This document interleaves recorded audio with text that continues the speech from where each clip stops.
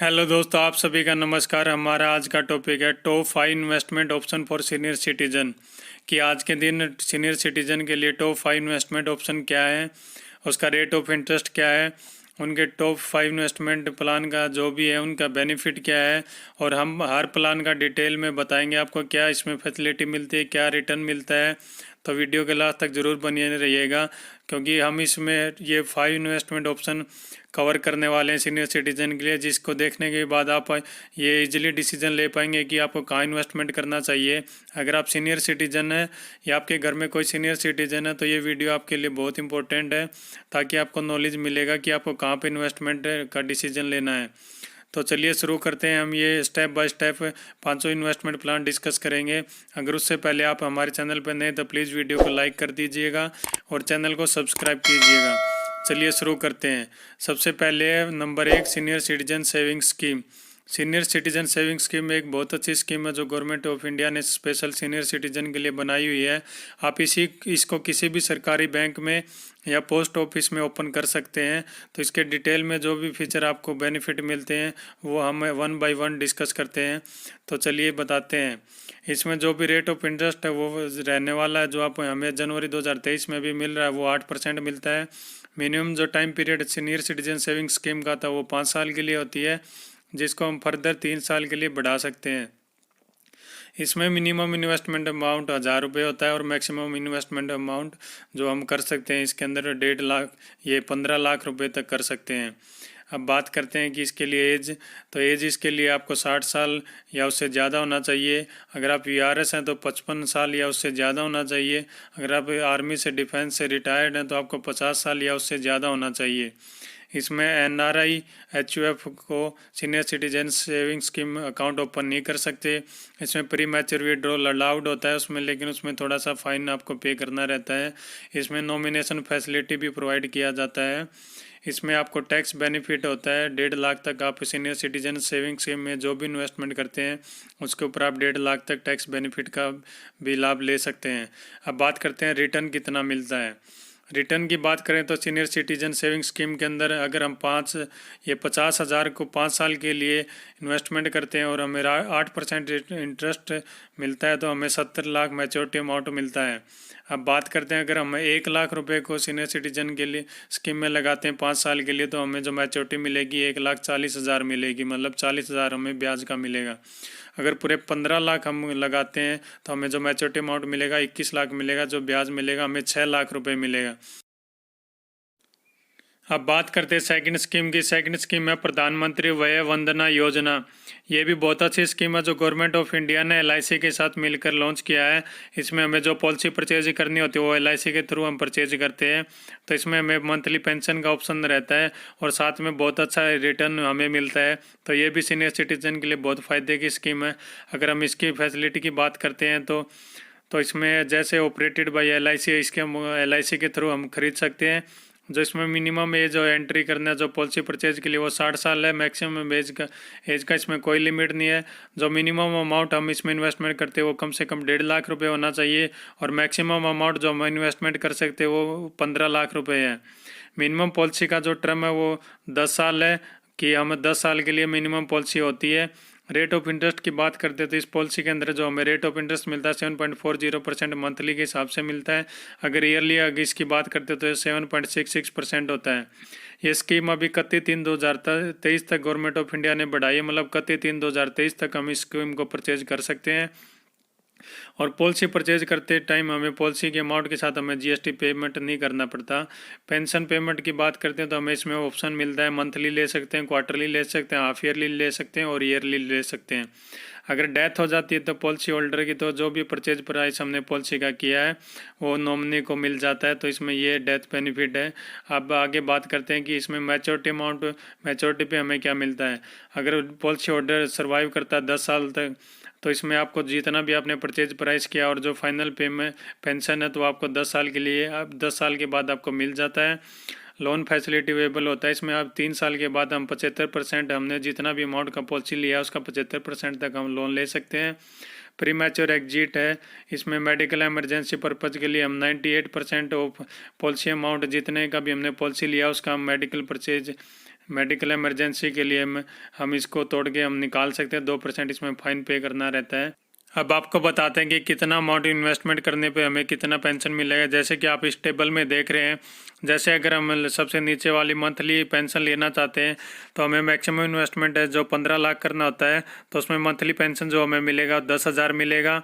जो minimum investment है अगर 1.5 लाख करते हैं तो जो हमें मंथली पेंशन मिलेगा तो हमें 1,000 रुपये मिलेगा। अगर हम क्वार्टरली वाला ऑप्शन चूज करते हैं तो मैक्सिमम इन्वेस्टमेंट जो होता है वो 14,90,684 होता है और हमें क्वार्टरली जो पेंशन मिलेगा वो 30,000 होगा। जो मिनिमम इन्वेस्टमेंट क्वार्टरली पेंशन के लिए वो 1,49,068 रुपये है। जो क्वार्टरली हमें पेंशन मिलेगा वो 3,000 है। अब हम ऊपर से दूसरी लाइन की बात करते हैं। अगर हाफ ईयरली हम सेलेक्ट करते हैं तो मैक्सिमम इन्वेस्टमेंट जो होता है वो 14,76,014 रुपये होता है। जो हमें हाफ ईयरली पेंशन मिलेगा वो 60,000 होगा। अगर हम इन्वेस्टमेंट बात करें, मिनिमम इन्वेस्टमेंट बात करें हाफ ईयरली के लिए तो 1,47,601 रुपये का हमें इन्वेस्टमेंट करना होता है और जो हमें हाफ ईयरली पेंशन मिलेगा वो 6,000 मिलेगा। अगर हम ईयरली की बात करते हैं तो मैक्सिमम इन्वेस्टमेंट जो होता है 14,45,784 रुपये होता है और उसके अंदर जो हमें मैक्सिमम पेंशन मिलेगा ईयरली वो 1,20,000 होगा। और मिनिमम इन्वेस्टमेंट जो ईयरली पेंशन के लिए है, मिनिमम इन्वेस्टमेंट वो 1,44,578 रुपये है, जिसमें हमें मिनिमम पेंशन मिलता है वो 12,000 पर ईयर मिलता है। तो ये था हमें कितनी अमाउंट पे करने पर हमें कितना पेंशन मिलेगा। अब बात करते हैं नंबर 3 इन्वेस्टमेंट ऑप्शन की, जो है senior citizen fixed deposit. Senior citizen को फिक्स्ड डिपॉजिट मिलता है अच्छे रेट पे। वो हम कभी भी हम किसी भी बैंक में करवा सकते हैं, पोस्ट ऑफिस में करवा सकते हैं। तो सीनियर सिटीजन फिक्स्ड डिपॉजिट भी एक इन्वेस्टमेंट का अच्छा ऑप्शन रहता है, जहाँ पे सीनियर सिटीजन को अच्छा रिटर्न मिल सकता है और अपनी सुविधा के हिसाब से अपना टाइम पीरियड सेलेक्ट कर सकते हैं और ज़रूरत पड़ने पर उसको एफडी को तोड़ के हम पैसा भी ले सकते हैं। तो सीनियर सिटीजन एफडी स्कीम के अंदर हमें क्या क्या फैसिलिटी बेनिफिट मिलते हैं हम देखते हैं। इंडिविजुअल का एज होना चाहिए 60 साल और उससे ऊपर होना चाहिए सीनियर सिटीजन फिक्स्ड डिपॉजिट के लिए। सीनियर सिटीजन को स्पेशल इंटरेस्ट रेट मिलता है जो नॉर्मल पब्लिक से 0.50% एक्स्ट्रा रहता है। इसमें हमें लोन फैसिलिटी भी मिलता है फिक्स्ड डिपॉजिट के अगेंस्ट। इसमें हमें नॉमिनेशन फैसिलिटी रहता है और हम इसको प्री मैच्योर विड्रॉल भी अलाउड है कि हमें ज़रूरत पड़ता है तो हम एफडी को तोड़ सकते हैं। उस टाइम हमें वही रेट ऑफ इंटरेस्ट मिलेगा जितने टाइम के बाद हम एफडी को तोड़ रहे हैं। अब बात करते हैं आगे इसमें और वो क्या क्या फैसिलिटी हमें मिलता है और क्या क्या रेट ऑफ इंटरेस्ट अभी बैंक दे रहे हैं जो अच्छे बैंक है जनवरी 2023 में। हम इस टेबल में देखते हैं कि इंडियन ओवरसीज़ बैंक जो सीनियर सिटीजन को हाईएस्ट स्लैब दे रहा है अभी जनवरी में 7.05 दे रहा है। पंजाब नेशनल जो सीनियर सिटीजन को मैक्सिमम रेट दे रहा है 7.75 दे रहा है। पंजाब सिंध बैंक दे रहा है 6.90। स्टेट बैंक ऑफ इंडिया दे रहा है 7.25। यूको बैंक दे रहा 7.25। यूनियन बैंक ऑफ इंडिया दे रहा 7.80। साथ में आप 1 साल में कितना दे रहे हैं बैंक, 3 साल में कितना दे रहे हैं और 5 साल के टाइम पीरियड के लिए कितना दे रहे हैं, ये भी आप इस टेबल में देख सकते हैं। अब बात करते हैं बाकी बैंकों की। बैंक ऑफ बड़ौदा जो सीनियर सिटीजन को मैक्सिमम स्लैब दे रहा 7.55 दे रहा है। बैंक ऑफ इंडिया दे रहा है 7.25 दे रहा है।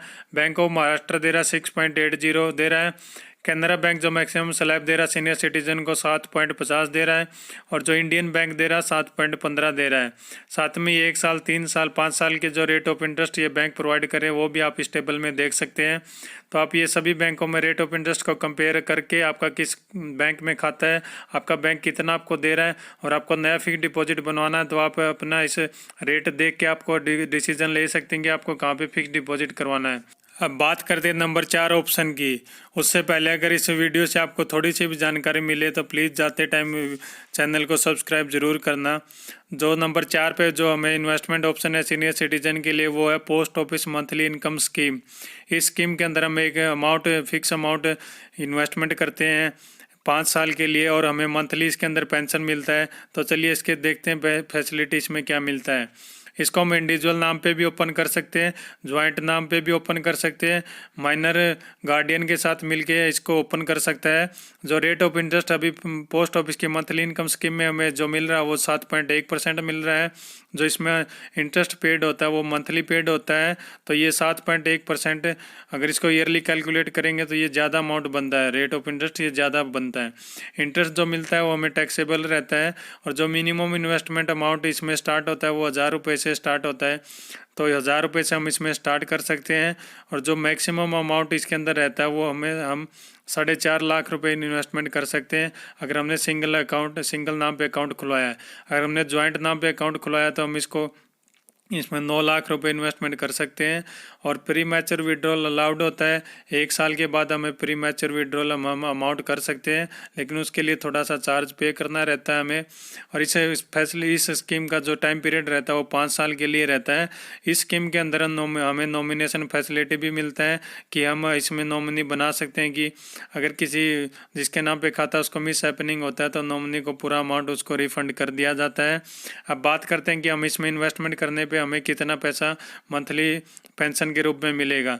अगर इसमें अगर इसमें बात करें हम 1 लाख रुपए का इन्वेस्टमेंट करते हैं 5 साल के लिए, तो जो हमें मंथली पेंशन मिलेगा वो 592 रुपये मिलेगा। अगर हम 2 लाख रुपए इन्वेस्टमेंट करते हैं 5 साल के लिए तो हमें जो मंथली पेंशन मिलेगा जो अभी रेट ऑफ इंटरेस्ट के हिसाब से वो 1183 रुपये मंथली पेंशन मिलेगा।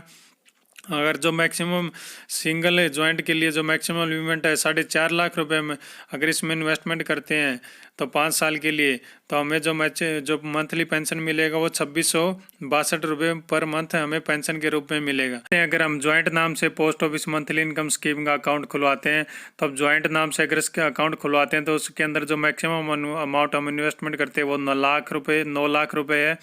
लास्ट लाइन में आप देख रहे हैं अगर 9 लाख रुपए का हम इन्वेस्टमेंट करते हैं 5 साल के लिए तो हमें जो मंथली पेंशन मिलेगा वो 5325 रुपये मंथली पेंशन के रूप में मिलेगा। तो और मैच्योरिटी पे हमें ये सारा अमाउंट हमें रिफंड हो जाता है अगर हम री इन्वेस्टमेंट नहीं करते हैं।